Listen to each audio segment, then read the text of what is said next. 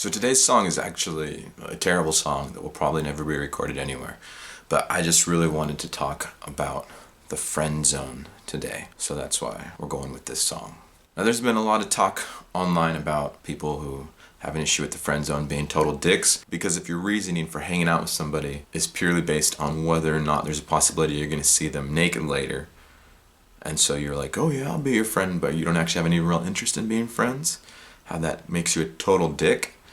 And that's not wrong, but I want to go beyond just talking about how you're a dick. I also want to talk about how you're dumb as fuck. Because the friend zone is the best zone. When you date people, they come and go, and that's great for whatever time period you have with them. But then usually when it ends, even if you are friends eventually, it usually takes a long time. Your friends are with you all the time. If you actually like somebody, being friends with them is the best thing that you can have, because then you can like hang out with them a lot and you can always be there for each other and it's never going to be weird. The reason reading about the friend zone made me want to do this song is because this song specifically evolved due to a friend zone situation. Sometimes when I get bored, I like to text people and say, hey, send me 3 chords or 4 chords or 5 chords, whatever you've got. Send me a topic, I'm gonna write a song right now. And so I texted a girl that I'd been hanging out with. She sent me 3 chords. She sent me D.A.V.O.R.C.E, and she said, I'm asleep right now. I wake up early. I accidentally woke her up with my text. I'm asleep right now, and honestly, the only thing I care about right now is my pillow. So I was like, all right, 3 chords, pillow, theme song. Let's do it. Now, the way that I had met this particular person was through a dating site. And so we had gone out and I had a fantastic time. And we connected as people in a way that I don't normally connect with other people. It's very rare for me to really like somebody. I just realized how terrible that sounds. It's rare for me to connect with people in a close manner immediately. And so after we had gone out, I was kind of excited because I was like, I really like this person. I feel like I could really fall for them super hard because of all these different things that connect well. And so I texted them about going out again, and they wrote back saying, I really like you. I had a lot of fun hanging out. I'd love to hang out more. I do think of this as more of a friendship. I don't see it going anywhere romantically. And so you do have that first thought. If you're interested in somebody, it's perfectly fine to be disappointed if they're not interested back.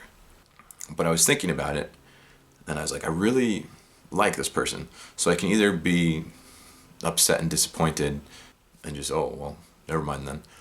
Or this person has expressed interest in being friends, and I like them as a person, so that's actually a positive, and we can hang out. Especially, I didn't have many friends in that area at the time, so it was like, oh, I could actually have a friend here, and we can kick it, and that would be awesome. So in fairness to disappointment, I gave myself an hour to feel disappointed. Oh man, that sucks. It's disappointing if you envision something and you think it might work out and it doesn't work out, it's disappointing, that's fine. But then after that hour, I was like, all right, now it's time to be super excited that I'm making a friend who I like a lot. We'd hang out, we'd go on walks, we'd talk about anything and everything. One of the reasons that we both connected was because we'd both been recently divorced, and both of us kind of caught by surprise. It wasn't like a long-standing deterioration that of course it ends in divorce. It was both of us were kind of caught totally surprised by our spouses kind of just giving up. Which is why that song was about divorce, because when she said pillow, my first thoughts were like, well, pillows, what are we talking about? We talk about divorce. But we could talk about all these things and just connect on like a person-to-person level. And so it was great. It was a great friendship.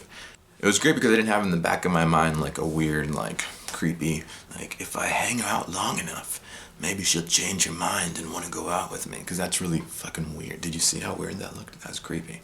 But people do that. Some of you do that. Don't do that. If you're only being friends with somebody because you're waiting for them to hopefully come around to going out with you, you're not fucking friends with them. You're wasting the opportunity to have a great friendship with somebody. If you respect somebody as a person, then you need to respect their decisions. You need to respect their thought process. If they've decided that for whatever reason, they don't have to fucking tell you that it doesn't make sense to go out, then don't try to fucking go out with them anymore. And so later that year, it's my birthday. I'm really shitty at like planning things, so I never do anything for my birthday.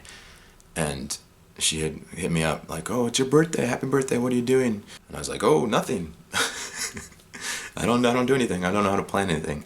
She's like, "Well, what would you do?" And I was like, "There's that miniature golf course right across the street that I always think that I should go to but never do, and it's just weird because it's right there." And so she showed up. She just showed up at my doorstep, and she's like, "We're going miniature golfing," and she had like little party hats. I have one here. This was my favorite birthday. Yeah, she brought fucking party hats, little thing. I open the door, it's all happy birthday, we're totally going to miniature golfing. And it was so fun. Like, we just went and played, and she forced other people to wear party hats. I'm very shy. I don't like to talk to strangers. But she's like, "It's his birthday." And it was the best birthday I've ever had. And it was the best birthday I've ever had because my friend showed up and gave a shit and took me out and devoted some time to making me happy. If, in the back of my mind, I was like, "Oh, I like this person and really I'm just friends with her because I'm hoping one day she'll change her mind," that would be like this terrible, sad, like, "Oh, look at this almost romantic thing." Like, you just ruin shit if you choose to perceive it in a way that's not correct. You're gonna ruin your own good times. Instead of having a fantastic birthday, I just would have had a super shitty time. And probably she wouldn't have even showed up to begin with because I would have ruined it earlier by like waiting for some other breakup and then me jumping in there. That's not what you do. Friends are fucking fantastic. Friends are around all the time. If you're real friends, they're friends with you now, they're friends with you 5 years from now, they're friends with you 10 years from now, they'll be at your fucking funeral however long time from now because you guys have been in your lives and cared about each other without asking for anything in return. When you're friends with somebody, you don't expect anything from them. You want to make their life better, and they want to make your life better, and you want to be able to communicate about whatever it is that goes on in your life. You can't do that with somebody that you're, "Oh, I'm in the friend zone. I'm trying to get out of the friend zone." You're fucking stupid. The friend zone is the best zone. Stay in the friend zone. I've probably chastised you enough about the friend zone. I'm just trying to help you. All of my greatest memories, I have a lot of great romance memories, but most of my favorite memories are with my friends. And a lot of my friends are females, and a lot of them I even liked at some point, and that's fine. But when it's established that we're going to be friends, and we're friends, real friends, and those friendships are responsible for a lot of the greatest parts of my life. And as you can tell by the songwriting channel, my romances are responsible for a lot of the shittiest parts. So the friend zone's the best zone. Trust. But anyway, so I did the song as a song challenge. It was about our conversations about being divorced and just that idea. And the one thing that I really do enjoy in this song is just giving up on cooking. Like, if you're married, hopefully, we'll see, I don't know, I won't speak for all marriages. When you're married, you cook a lot.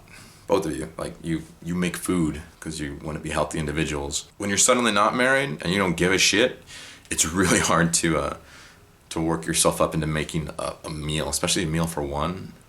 No, I'm sorry, but Alberto's is right down the street, and it's gonna be Alberto's day after day after day after day, and it was Alberto's day after day.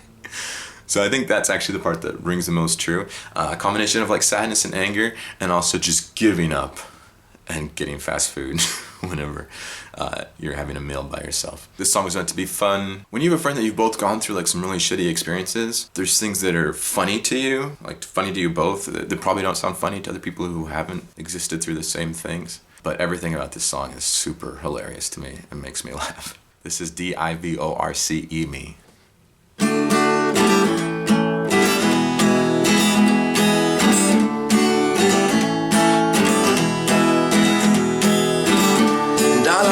It was my pillow, but all I found is this empty space in our bed. Isn't this the place where you should lay your head? But you're gone, I guess I sleep alone. And all I wanted was some breakfast. I'll fry the eggs, you make the coffee, but in your your absence, well, the kitchen seems so cold. Fuck it all, another day of drive-thru. Never mind what I said, I don't miss you. No, I'm glad that you're gone. D.I.V.O.R.C.E, leave me, move it along. Get the fuck out of here. I'll make my own goddamn coffee from now on. I'll just grab your pillow and stuff it under mine to better rest my own head on. I'll spread all over your side of the bed and sleep better with you fucking gone. Because you're gone, gone, gone, gone, gone, gone, gone, gone, gone. I'm sad you're gone, gone, gone, gone, gone, gone, gone, gone, but also glad you're gone, gone, gone, gone, gone, gone, gone, gone, gone, gone. Fuck you, you're gone, gone, gone, gone, gone. Cause all I wanted was my pillow, but all I found was this empty space in our bed. Isn't this the place where you should lay your head? But you're gone, I guess I'll sleep alone. But just find someone better.